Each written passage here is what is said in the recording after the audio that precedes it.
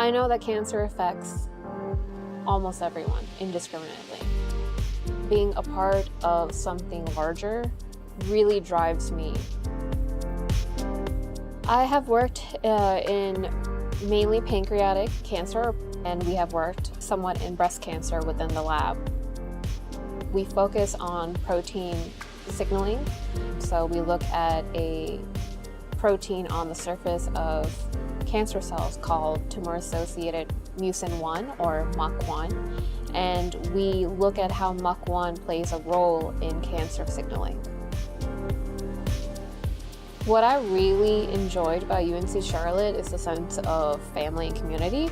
People here really do care about your future career, and they provide you with opportunities to do not only just research, but to develop yourself as a leader and as a member of the graduate community.